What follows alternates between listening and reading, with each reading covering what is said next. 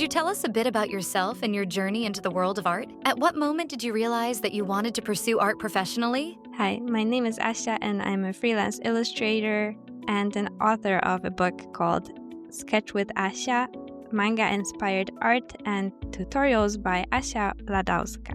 My journey into the world of art was a little simple, I think, though long. I actually went to art school when I was about 15, and then I went to study illustration and graphic communication, aka design, at the university, and then I worked as a designer for a couple of years. And this is when I ventured more into drawing and illustration. And actually, after work at home for hobby, I was doing illustrations and learning to improve my drawing skills. And the shift to pursue art professionally happened a little bit step by step, kind of naturally. I never actually had a realization that I want to pursue art professionally. It just slowly happened as I started to post more of my work online and got a lot of followers and started doing commissions and professional work for private clients while I was still working as a designer at the office. So slowly I just had too little time to work on my personal projects and to work for private clients. And eventually I quit my job to pursue art professionally. It has currently been about 8 or 9 years since that moment. Oh my God, I didn't even realize it's been this long, but I think so. Time flies by. Describe your creative process. How do you start a new piece, and what steps do you follow?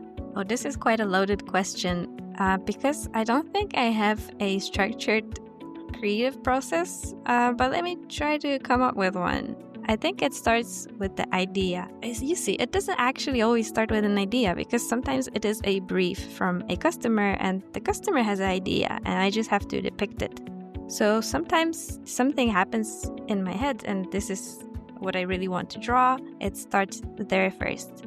Other times, it starts from research, like I have to draw something very specific that has been told to me by a customer and I have to research it first to come up with the idea. After that, I choose my tools. But that's also not always the case. Sometimes I start things on paper with pencils. Sometimes I start it digitally on iPad or on a tablet.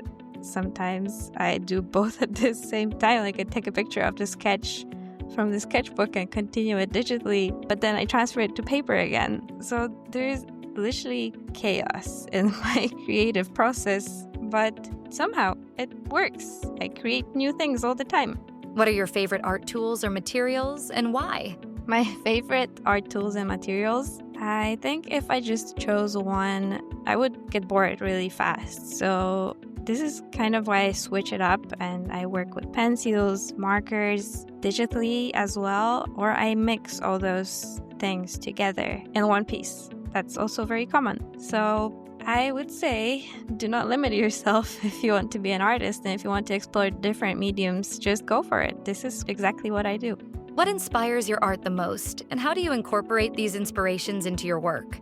The most significant subject of all my works is a female character, and I guess this is what inspires my art. I just like to draw female characters, and I don't think I've ever questioned why. I just like that. Can you share a project or piece that holds special significance to you? Of course, I have to say that a most special and the most significant project to me was the work on my first book, Sketch with Asha. It was a really, really long and difficult project that I've learned a whole lot while doing it.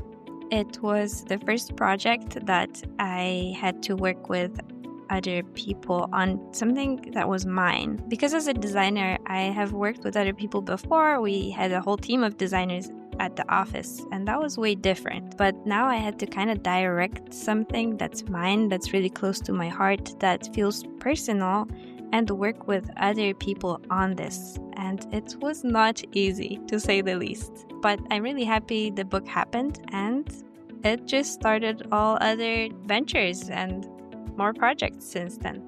Who were your early influences in art, and how do they continue to impact your work today? I think the pivotal moment in my art and art career and inspiration was discovering the art of Ilya Kuvshinov. It was back in 2016 when he was posting art daily.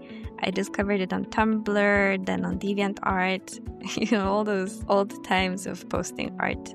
And that was really inspiring for me. I was still working at the office as a designer, but every day I tried to fork out a little bit of time to create a piece a day myself.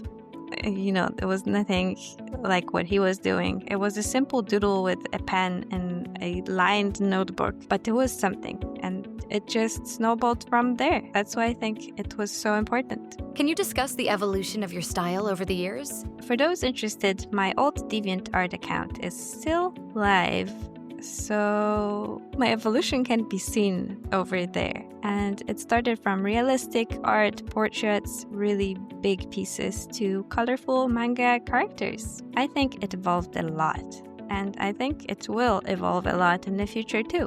What have been some of the biggest challenges you've faced in your art career? I kind of feel like the art world is changing so rapidly. Social media platforms are changing every year. This has been a big challenge for me since my art career started on social media and it relied on it a lot. And I sometimes feel like I can't catch up with the changes. All the algorithms and the demands from a creator to be constantly present online. It has also drained my inspiration, and it has a negative impact on my art because I feel like I constantly have to edit videos, edit photos, create marketing campaigns instead of just creating and taking a picture and posting online how it was at the very beginning. Every year there are new challenges. The biggest ones I feel like are connected to marketing myself, and I just have to say I am learning and I keep trying to overcome them, but I don't really have a solution, or I haven't really overcome them yet. Being an artist, it is actually a rocky career and not for faint-hearted. What has been your favorite project to work on?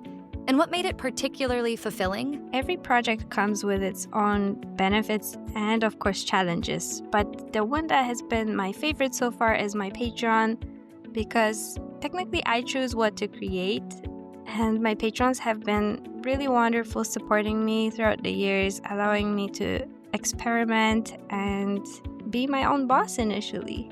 And it actually comes with challenges rather coming from myself and how much I demand from myself, how much pressure I put on myself, what I want to create, and sometimes I set this bar too high. But honestly, patrons have been so wonderful and they haven't created any pressure on me whatsoever. It's all just coming from me. So yes, I do love my Patreon. Are there any projects or goals you're currently pursuing or hope to tackle in the future? Oh, I'm so excited for this question. I am actually working on my second book. I don't really have a title yet, but I know it's going to be packed with a lot of tips, tutorials, and of course, beautiful art. My first book feels, to me at least, pretty dated right now, being 5 or 6 years old. 6 years old, I think. So I'm super excited to be launching my second book next year. I'm already working on it. It's going great. How do you see your art evolving, and what new techniques or materials are you eager to explore? How do I see my art evolving? I kind of feel like I'm drawing small. The sizes of artworks don't really go past like the piece of paper. But I want to explore something bigger. I want to draw on a wall or on walls. I want to make really big arts, maybe like murals. I just want to make something big. How do you balance your professional projects with personal creativity or projects? Can someone help me with this one? I have absolutely zero work-life balance. Help! What advice would you give to someone just starting their journey in illustration? If it comes to illustration, I would say maybe have a plan B. It is a really, really difficult career. Not impossible, but it is a rocky one, like I said before. And that might not be something a beginner wants to hear. Like, of course, believe in yourself. It is possible, but it is really hard. Before going fully freelance, I have had enough money saved for about 12 months of life. And I had many different income streams. And, after the good times, bad times came through, and all that preparation was really helpful and necessary. It gave me time to find some other income sources for the ones I lost.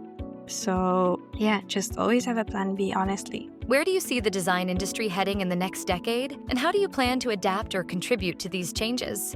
This honestly is probably the most difficult question of them all, because I have been in the industry for about 10 years, maybe. Yeah, let's say 10 years, right? And it has changed so drastically. 10 years ago, I would have never, ever predicted those changes.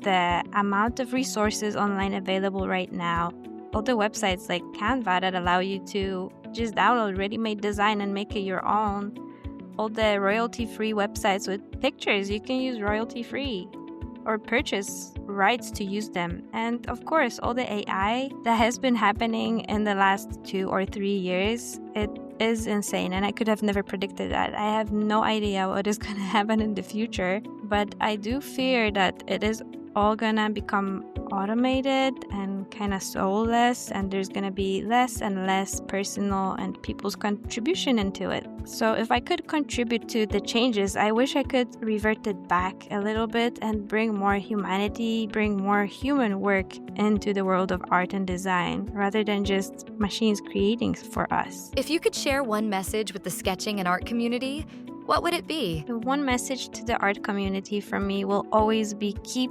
creating, keep expressing yourself, bring something magical to this world, something exceptional, unique, something you. Leave your footprint and never give up. Keep going, keep creating. It is a really fulfilling and magical thing to be able to do. Don't take it away from yourself. What has your experience been like working with Olo markers? Working with Olo markers was easy. I just picked them up and boom, the artwork was happening straight out of the box. I didn't really have to plan or do much tests. Well, of course, I tested them out first on a separate page. As far as I remember, I took out the swatch card from the box and I filled it in to just have a feeling of what the colors look like. But after that, it was so easy to pick colors. They all work great together. They all work like a dream. They are super easy to get used to. The ink flow is very consistent, unlike other markers, which can have heavier and lighter flow depending on how much ink they have. These markers are really consistent and they fit really easily in hand. I actually loved working with them. Is there anything specific you enjoy about using them? Like the brush tip, customizable system, unique free flow ink system, or color quality? I love the brush tip. It is a perfect balance between hard and soft. It's not too soft. It's very easy to be precise with it, but it's soft enough to have a variety of thicknesses and for it to feel like a brush. It feels premium. The colors look outstandingly vibrant, and this is the best quality of them, I think. The ink flow system is something I've never seen before. You can keep drawing with a marker and it won't start fading. It will not start showing streaks. It is consistent all the time that you're working with the marker. The customizable system is great because technically you just have half of the size of any other marker. It takes less space while being so many more colors, and I love that. It feels very compact. I also love how the colors blend together. Not all marker brands blend equally. Sometimes there are chemical components within the ink that will not allow for inks to mix on paper. But with Olo markers, it feels easy. They work really well together. Would you recommend this set to beginners, or is it more suitable for experienced artists? As an experienced artist, I can easily say that it works for experienced artists. I created full pieces with just this set and I didn't need any more colors, but I also designed it to be ready to go for anyone. Whether you're picking up markers for the very first time or you have some experience working with markers already, it will work for anyone. The colors are matched together so well that they just work interchangeably. I would say that this is a rather vibrant color set. It won't be so easy to create toned drawings or grayish style drawings, but if you are aiming to have vibrant and very colorful artworks, this set is perfect for you. What inspired you to create your own custom marker set?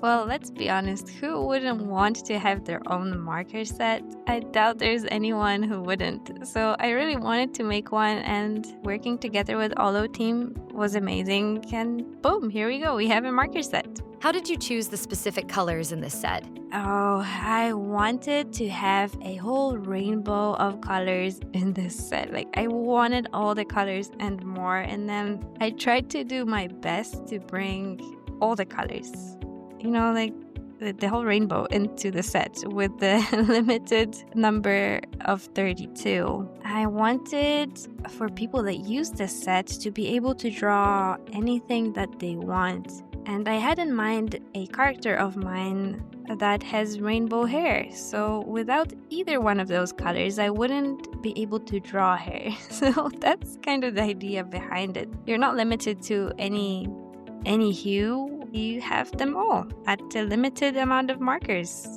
And they work great together. They work like a dream. What kind of artworks do you think are best suited for this color combination? Well, I am a manga illustrator, so I feel like manga illustrations.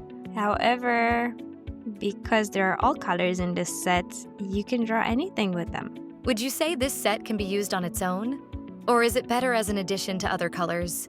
Oh, this set has been well designed to be used on its own. The cover artwork was created with only the colors from the set, not even all of them. I couldn't even fit all of them in that drawing. But of course, if you have means to have other colors, don't limit yourself. Do you have a personal process or approach when starting a drawing with this palette? Oh yeah, I would say always start with the lightest colors and finish off with the darkest colors. Because with ink drawings and ink markers in general, you can always darken a color on a page, but there are not many ways to brighten it up. You might be successful if you work hard, but it's not always promised. And the second disadvantage is that when you touch on paper a dark color with the light marker, it will pick up the ink from the dark color and will get both your marker and the place where you're drawing next dirty. So to avoid that, it's simply the best method to just start with brighter colors and use darker colors last. Like black will always go last no matter what. Also, try to think about it. You can cover any area and any other color with black, but try to cover black ink with the palest of pinks. I don't think that will work.